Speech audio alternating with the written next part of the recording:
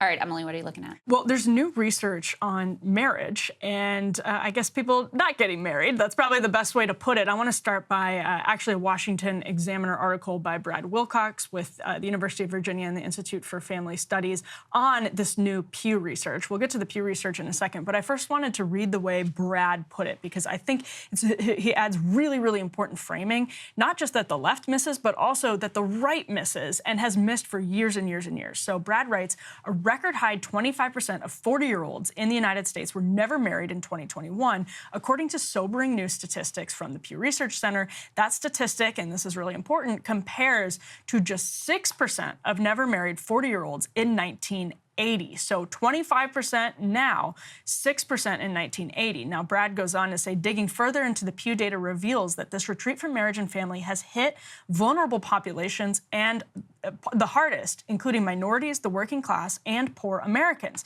The upper classes continue to marry, forge stable unions, and enjoy reasonably happy family life, while the lower classes drift into a world of relational chaos. So some folks might not agree that marriage is essential to happiness and stability, and we'll get to that in just a second. But first, let's zoom in on Brad's framing about who's being hit the hardest by this decline in marriage, at least at the age of 40. So let's put Pew's data up on the screen. So this is as of 2021, according to a new Pew analysis of Census Bureau data. As of 2021, 25% of 40-year-olds in the U.S. had never been married, as Brad said, but that was just from 2010, you get a 5% increase. Now, look at these demographics. So Black 40-year-olds were much more likely to have never married than Hispanic, white, Asian, and Asian 40-year-olds. Education level, 40-year-olds without a 4-year college degree were much more likely to have never married than those who had at least completed a bachelor's degree. 1/3 of those with a high school diploma or less had never married, compared with 26% of those with some college education and 18% of those with a bachelor's degree or more education. Now, the overall decrease in the share of 40-year-olds who have married is especially notable, Pew says, because the share of 40-year-olds who had completed at least a bachelor's degree was much higher. So there's more people in that position in 2021 than in 1980. That went from 18% to 39%. So that's huge. That's a bigger group in a really powerful way.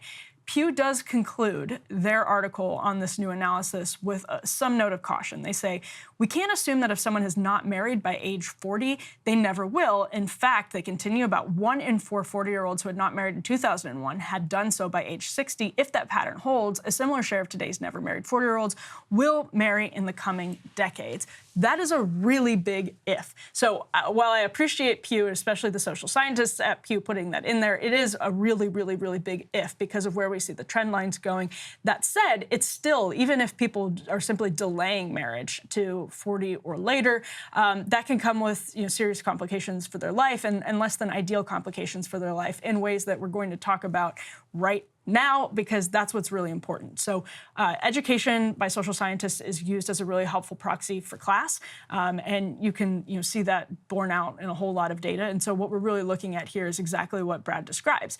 Wealthy people who have taken to the pages of, and I did a little look yesterday at some recent articles where marriage has been disparaged as an institution, disparaged as outdated and not of much use anymore.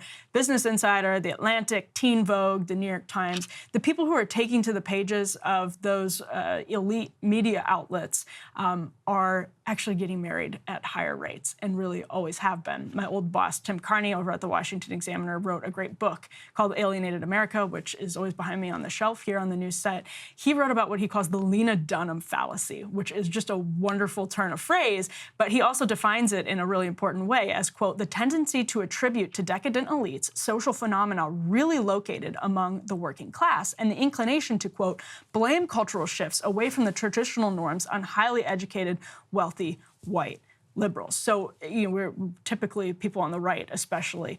If you look at sort of the narrative and the language around like welfare queens, you say, oh, these welfare queens and welfare communities are destroying American culture, et cetera, et cetera. It's just a completely ridiculous argument because what you have actually are elites who are conditioning all of us over and over again with cultural messaging in media and elsewhere to say, oh, marriage, not really that important. But it is. And this is where, again, maybe some folks agree, but I think it's really important to zoom in and realize that the bulk of research suggests that marriage and happiness actually are coordinated. They actually are, they go together. Marriage actually is a source of great happiness for people, even though, people have been told for a really long time that you find happiness outside marriage, et cetera, et cetera. That's true. But the research shows us that marriage is one of the best predictors of happiness and also one of the best predictors of stability for children being raised in a household with two married parents, especially upward mobility. People who grow up with less money, but in a household with two married parents are more likely to experience upward mobility and escape the cycle of poverty. And that's another essential element of all of this in the class framework that, again, the right misses and the left definitely misses. This is also from the Institute of Family Studies. Quote, the story is straightforward. They're obviously pro-marriage, but taking a look at the sort of research here, they say married respondents are much happier. And consistent with prior research, parents are a little less happy than non-parents, provided they are unmarried. So parents are a little less happy than non-parents when they're unmarried. And again, this is sometimes very logical. It's really, really hard to single parent. It's really hard to deal with the complications of, that entire system, and to deal with, in so many cases, the pain that women experience when they delay marriage to the point where, as Lyman Stone has demonstrated for IFS as well, they're not having as many kids as they say they want. It's one thing for women to have fewer kids and to say, women are able to exercise choice and are making these decisions on their own, and they're able to plan it thanks to technology in ways that makes them happier, sure. But it's also a problem when you get to the point where women want to have more children than they're actually able to have. In some cases, because, let's talk about it, student loans, something the right doesn't want to talk about, being saddled with tens of thousands of dollars of debt in student loans by a system that lied to you and said this was your ticket to the middle class.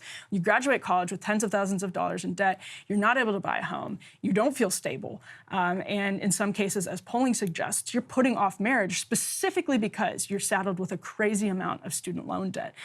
All of these things are contributing to a place where, if Pew is correct and this trend picks up, people are marrying after 40 at a rate that's similar to in the 80s or even before that. We'll see. That's yet to be determined. But even that is barely a positive metric because you'll end up, again, worsening this cycle of women having fewer children than they want to, and people experiencing a lot of really unhappy years, unnecessarily so, because of the cultural and social conditions that they were basically these are the waters that we swim in, as Crystal used that phrase in an earlier segment.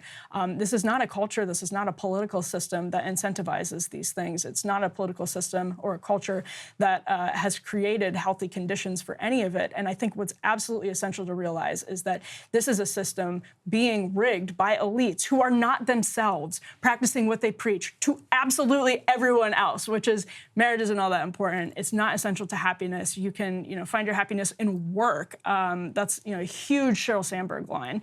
That's what you hear all the time from corporate executives. And you see that even in Jacobin had a review of a new Pixar movie this month that talked about how Pixar often depicts people finding their happiness in work. They compared it to a Rand novel, which I think is maybe a little bit far. But the point remains, this is a culture that talks excessively about finding your happiness in work and not in family life. And that is the pendulum swinging way too far back in the other direction. And again, it is hurting the working class more than elites. And elites know that because they're not following the same patterns that they prescribe for everybody else.